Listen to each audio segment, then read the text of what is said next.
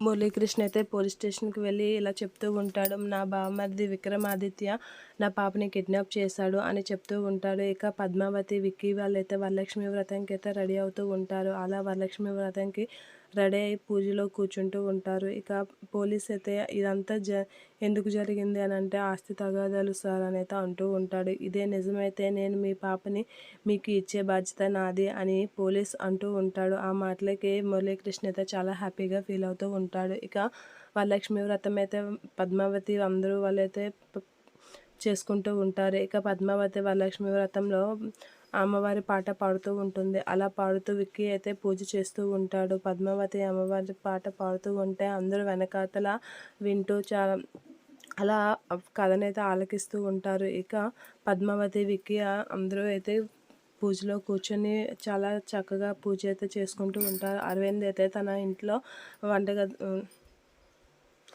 దేవుడి గదిలో అయితే పూజ చేస్తూ తన చేతిలో హారతి ఇస్తూ అలా దేవుడికి వేడుకుంటూ ఉంటుంది. ఇక అమ్మవారిని వేడుకొని బాధపడుతూ ఉంటుంది అరవింద. ఇక పద్మావతి వీళ్ళందరూ అయితే చాలా హ్యాపీగా వరలక్ష్మి వ్రతం అయితే చేస్తూ ఉంటారు.